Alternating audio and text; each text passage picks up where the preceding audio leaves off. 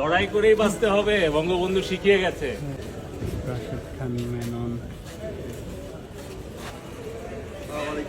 ভাই আজকে হরতাল। আজকে তো হরতাল ভাই। ফলক ভাই হরতাল আজকে। ফলক ভাই আজকে তো হরতাল। আপনারা করেন, সমস্যা নাই। লড়াই করেই বাঁচতে হবে, বঙ্গবন্ধু শিখিয়ে গেছে।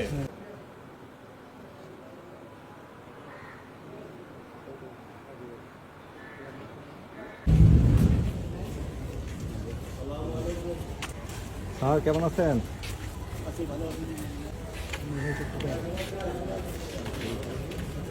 জয় বাংলা, জয় বঙ্গবন্ধু, জয় বঙ্গবন্ধু, জয় বাংলা, জয় বাংলা, জয় বঙ্গবন্ধু। জয়।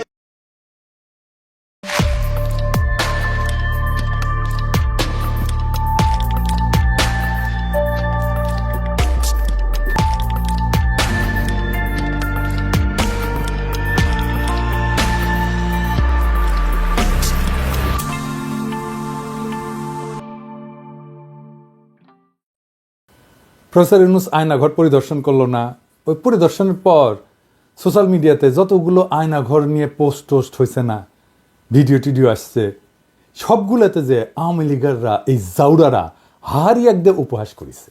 বলছে এটা নাটক, বলছে স্ক্রিপ্ট দুর্বল, অভিনয় দক্ষতার অভাব, কত কিছু কথাবার্তা। আয়নাঘর নিয়ে প্রকাশিত ভিডিওর নিচে এমন অগণিত কমেন্টস, হাসি ঠাট্টা, ট্রল। বড় বড় মেইন স্ট্রিম মিডিয়ার ফেসবুক পেজে এই সমস্ত ভিডিওগুলোতে আসছে, এগুলোতে হাহারি একটা ভরপুর। এটা নিয়ে কাজ করছে ওয়াসাদ সিস্টার্স, অ্যানালাইসিস করছে, ডকুমেন্ট করছে।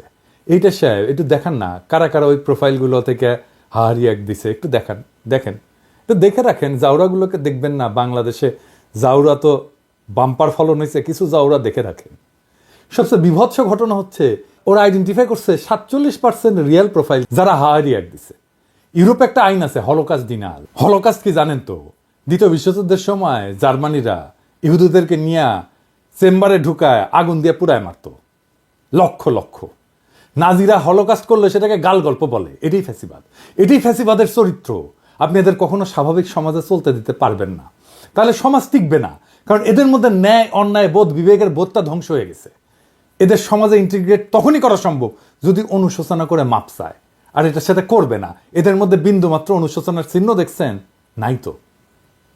ঠিক আছে, ফেয়ার এনাফ। ফ্যাসিস্ট যেহেতু একটাই ভাষা বুঝে, আমরা সেই ভাষায় ফ্যাসিস্টদের সাথে ডিল করব। সেই ভাষায়, যেই ভাষায় আমরা 32 নম্বরকে ডিল করছি, ঠিক একই ভাষায়।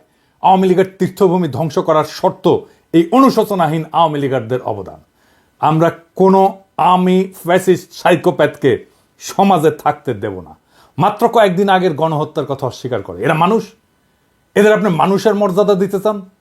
এদের আপনি গণতান্ত্রিক অধিকার দিতে চান? গ্রেপ্তার করে গ্রেপ্তারকৃত হতভাগ্যের স্ত্রীকে রোজা ভাঙ্গায় ধর্ষণ করে যে হাসিনার পুলিশ একবার না বারবার, এই ভয়ঙ্কর ইতিহাস সামনে আসতেছে, সেই সময় বাংলাদেশে বসে হারি এক দেবে আর আমরা এটা মাইনা নেব?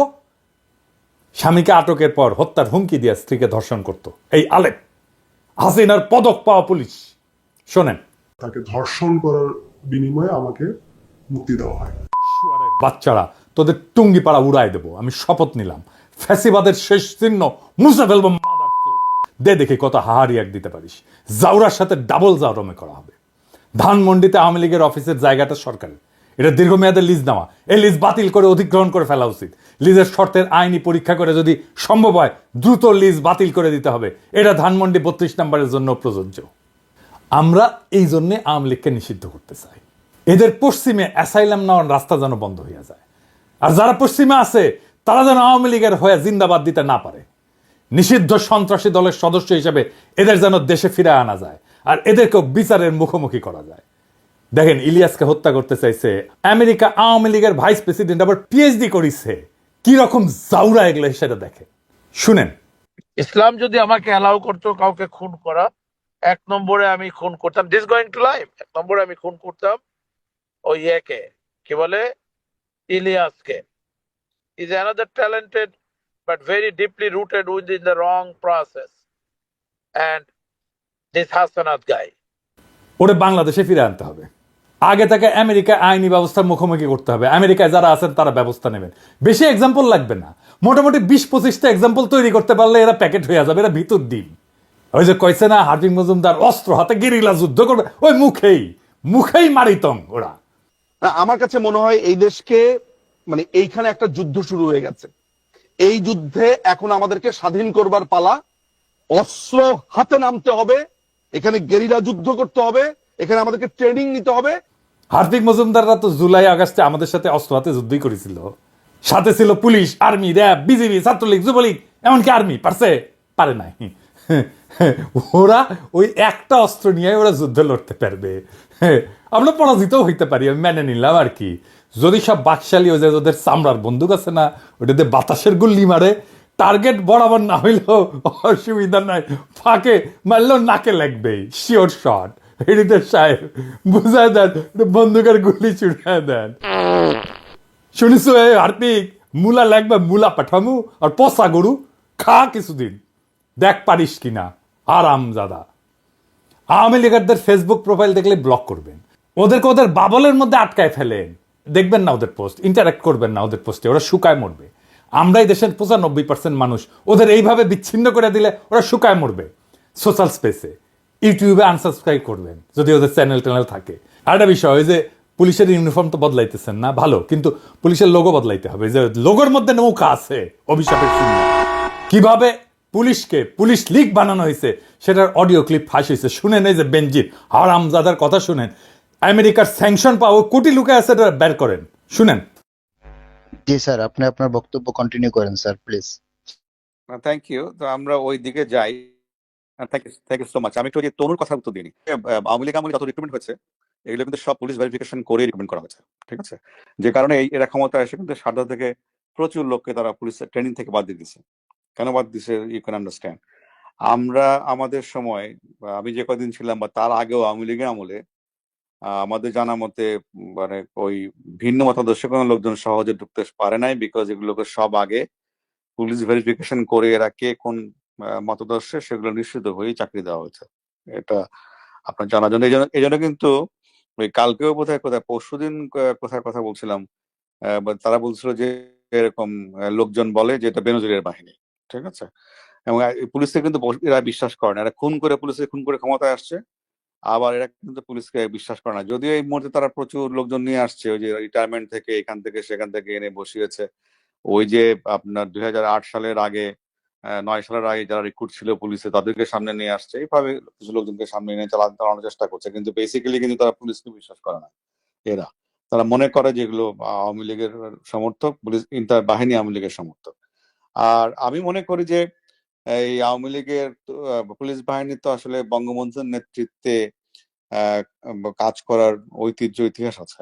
আপনারা জানেন যে আপনার 25শে মার্চ কাল রাত্রে তো যে অ্যাটাক গুলো হয়েছিল তার মধ্যে প্রধান হচ্ছে রাজারবাগ পুলিশ লাইন, এবং তারাই প্রথম কিন্তু স্বাধীনতার সপক্ষে প্রথম গুলি বর্ষণ তারাই করেছে কিন্তু পাক আর্মিদের বিরুদ্ধে।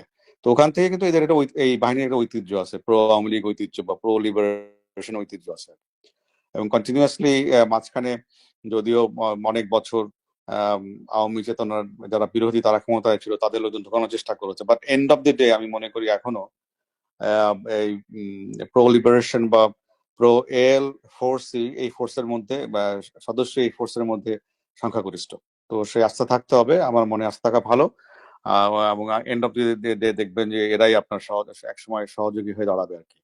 এই মুহূর্তে হয়তো না পারলেও কোন একটা সময় সহযোগী হয়ে এদের সহযোগিতা আপনারা পাবেন। আর আমি চেষ্টা করছি পুলিশ বাহিনীর সদস্যদের যারা আপনারা জানেন যে প্রচুর লোকজন তো যখন 5ই আগস্টের পরে প্রচুর পুলিশের সিনিয়র অফিসাররা কর্মস্থল ত্যাগ করে গেছে, আর আসে নাই। আর প্রায় 300-350 অফিসারকে ইতিমধ্যে চাকরিচ্যুত করা হয়েছে। সমসংখ্যক কর্মকর্তাকে বিভিন্ন জায়গায় সংযুক্ত করে রাখা হয়েছে, মানে তাদের ডিউটি থেকে প্রত্যাহার করে অকার্যকর করে রাখা হয়েছে। এবং করে তারপরে এই যে এই গ্যাপে তারা ওই যে আওয়ামী লীগ যখন ক্ষমতায় ছিল না সেই সময় যে রিক্রুট যারা তাদেরকে নিয়ে আসা হয়েছে, অনেকে রিটায়ার করছে তাদেরকেও নিয়ে আসা হয়েছে। তারপরে এটা ভঙ্গুর অবস্থা, এটা এই বাহিনীর। আমি চেষ্টা করছি যারা বাহিনীতে কাজ করতেছে তাদের সঙ্গে যোগাযোগ স্থাপন করার জন্য। এটা আমি করে যাব, যাতে করে এই বাহিনীর সহযোগিতা সাপোর্ট আপনারা পেতে পারেন, সে চেষ্টা আমার অব্যাহত থাকবে। আর রিগার্ডিং তোমার দলীয় প্রোগ্রাম, এটা তো মাননীয় প্রধানমন্ত্রী দেবেন, নেত্রী দেবেন, যেটা প্রোগ্রাম দিবেন যেটা ওখান থেকে আসবে সেটাই আমাদের সবাইকে বাস্তবায়ন করতে হবে, বলবৎ করতে হবে। তবে বলবৎ বাস্তবায়ন কিভাবে করবেন এটা হচ্ছে আপনার মুন্সিয়ানা। যেমন ওই যে এটা করতে গিয়ে তো অনেক প্রায়োগিক ক্ষেত্রে অনেক সমস্যা উদ্ভব ঘটতেছে, আমি জানি, বিভিন্ন সময় আমার সঙ্গে অনেকে কথা বলে। তো এই যে সমস্যাগুলো হচ্ছে সেগুলোকে আমাদের স্থানীয় পর্যায়ে সেগুলোকে মোকাবেলা করে এটা এই পুলিশকে রাহুমুক্ত করতে হবে। যারা রাহুমুক্ত করার কাজ করতেছে তাদের বিরুদ্ধে ষড়যন্ত্র শুরু হয়েছে, বুঝছাও? কারা করতেছে নাম কইলাম না, কিন্তু আমরা সব জানি। পুলিশের নেতৃত্বকে শান্তি মতো কাজ করতে দিবেন। যারা নানা ধান্দায় চুকলি কাটতেছেন পুলিশের নেতৃত্বের বিরুদ্ধে সাবধান করে দিতেছি, ভাইজান আপনাদের সকলের আমল নামা করলে আছে আমার কাছে। আমি চুনাপঠিদের পিছে লাগি না, এটা আমার স্বভাব বিরুদ্ধ, কিন্তু পুলিশের সংস্কারের যে ধারা শুরু হয়েছে, যেটা আমরা দেখতে পারতেছি, সেটাকে নেতৃত্ব শূন্য করে বাধা সৃষ্টি করতে চাইলে তারা ছাড়া হবে না। সাবধান হইয়া যান যারা পুলিশের বর্তমান নেতৃত্বের বিরুদ্ধে চুকলি কাটতেছেন। শুনলাম প্রফেসর ইউনূস সাহেব নাকি চুকলি কাটতে গেছিলেন, সত্য নাকি? হ্যাঁ, স্যারের পাঠায় দিই আপনাদের আমল নামা দিব, চাপা মায়ের দিয়ে দিব কলে। তাই সাবধান হইয়া যান, এই বান্দা জিন্দা আছে। আর হ্যাঁ, ওই যে হাঙ্কারে যে পুলিশ সদস্য ছিল না, ওই যে ছত্রভঙ্গ করছিল, কাউরে না পিটায় কাউরে না মাইরা, ওটা খুঁজে পাওয়া গেছে। নাম রিয়াদ হোসেন, ডেমরা পুলিশ লাইনে। দেখেন, সামাজিক যোগাযোগ মাধ্যমে ভিডিওটি ভাইরাল হলো, তখন আসলে জনমুখে আর কি অনেকজন অনেকভাবে আমাদেরকে প্রশংসা করতেছে, এবং আমরা চাই যে বাংলাদেশ পুলিশ যেমন জনগণের পাশে ছিল, আছে এবং থাকবে, আমরা তাদেরকে আরো সেই আস্থাটুকু আনতে পারি যে আমরা যাতে ভালোভাবে তাদের সাথে কাঁধে কাঁধ মিলিয়ে বাংলাদেশকে গড়তে পারি। এখন ভাইরাল হলো, বন্ধু বান্ধব, তারপরে সহকর্মী যারা আছেন, আত্মীয় স্বজন, পরিবার, সবাই আসলে আমাকে নিয়ে গর্ববোধ করছেন। আমিও চাই যেন আমি আমার দেশের জন্য কিছু করতে পারি। আরে ভাই, মন তো ভরলো না এই রিপোর্ট দেখে। ওর বাড়ি কোথায়? বাবা মাকে, যেই মা এই সোনার ছেলের পেটে ধরছে, তারে তো আমাদের সম্মান জানাতে হবে, তারে সালাম দিতে হবে না? তো এইটা ছোটখাটো রিপোর্ট না, বড় রিপোর্ট চাই। আর হ্যাঁ, ওকে বিভাগীয় পুরস্কার দেওয়া হোক, পুলিশ পদক দেওয়া হোক তারে।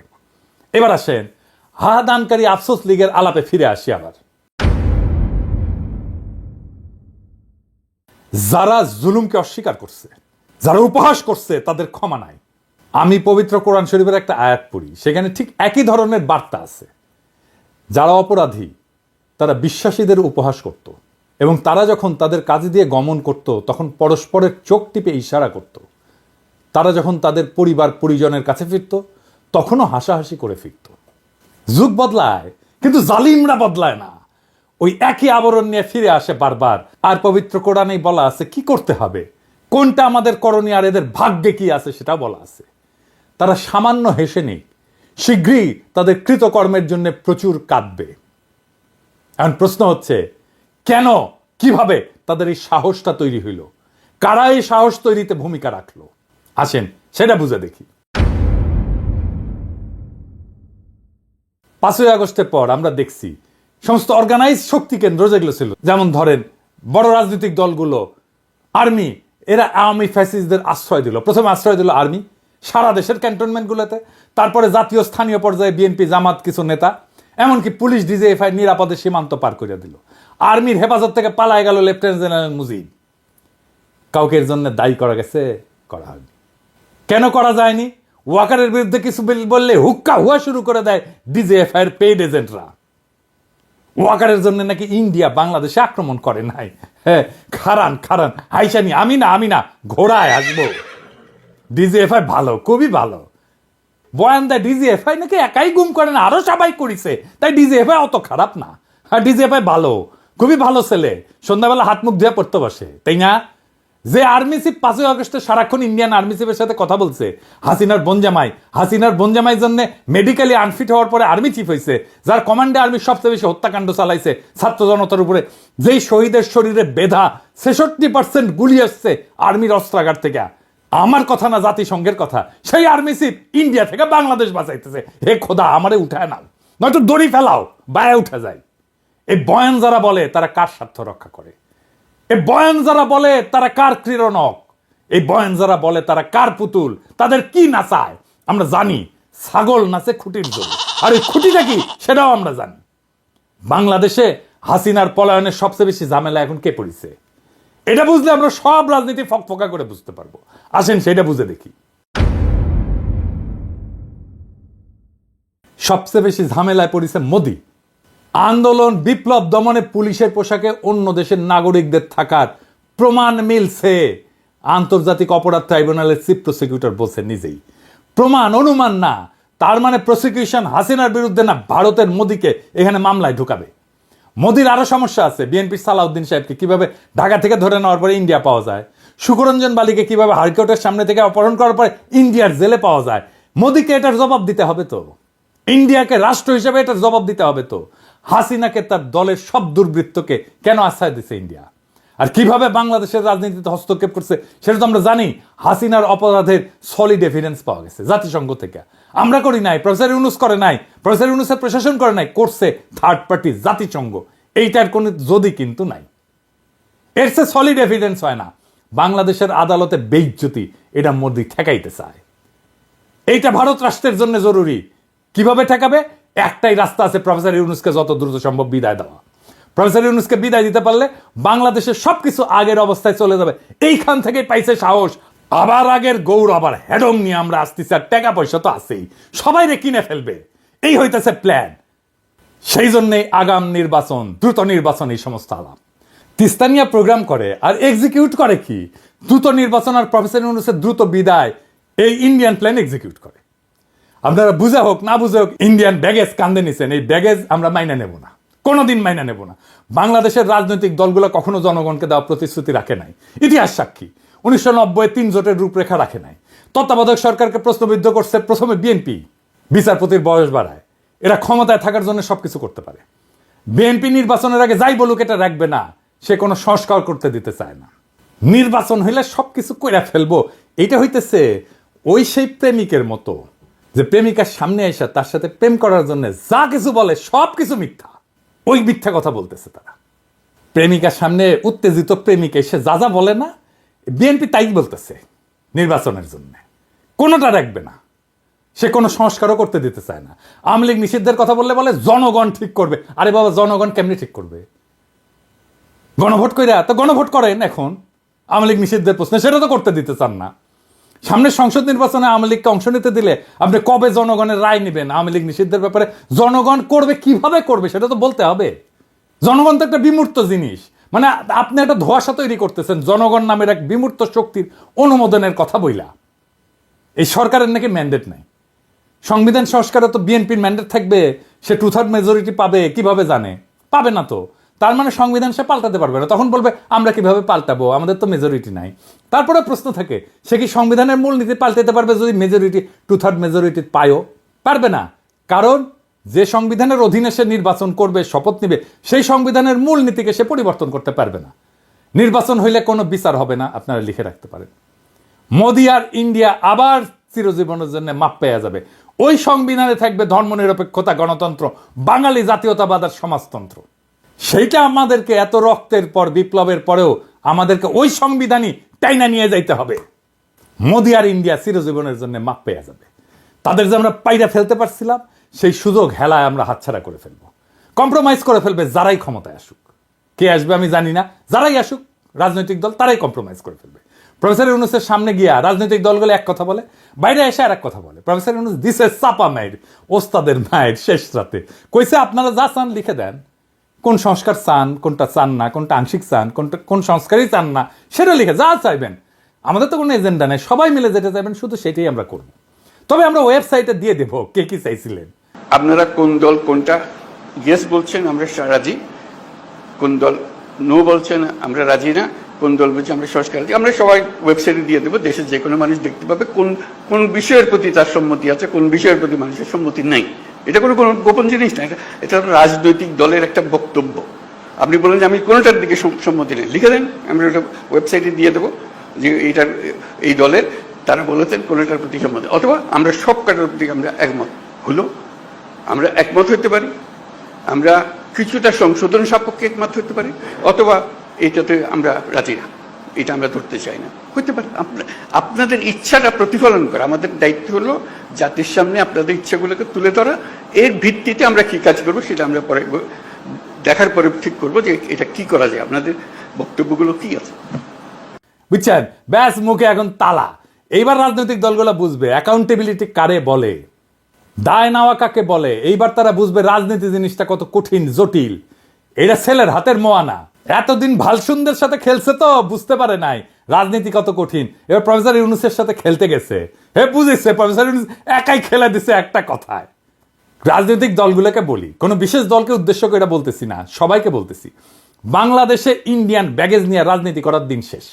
ইন্ডিয়ান ব্যাগেজ থাকলে আপনার রাজনীতির কোনো ভবিষ্যৎ নাই। আপনি যত বড় রাজনৈতিক দল হন না কেন, কোনো লাভ নাই। পিনাকির আপনি হুতায় ফেললেও আপনি বেচবেন না। পিনাকি হইতে যাবে কিন্তু আপনি বেচবেন না। বাংলাদেশের রাজনৈতিক বাস্তবতা আপনাদের ইন্ডিয়ান ব্যাগেজ নিয়ে রাজনীতি করতে দেবে না, ফুল স্টপ। প্রফেসর ইউনূসের প্রতি আহ্বান, আপনার এই অন্তর্বর্তীকালীন সরকার ভেঙে দেন, বিপ্লবী সরকার গঠন করেন। জন আকাঙ্ক্ষা সেইটাই। এই বিপ্লবী সরকার থাকবে ততদিন যতদিন হাসিনার এই বাকি টার্ম আছে ততদিন। 5ই আগস্টের পরে যে সুযোগ আমরা হারাইছিলাম, সেই হারানোর সময় আবার ফিরে আসছে। এই মুহূর্ত আবার হারায় যাওয়ার আগেই বিপ্লবী সরকার গঠন করেন। দেশের রাজনীতির গুণগত পরিবর্তন হয়েছে, তাকে ধারণ করেন।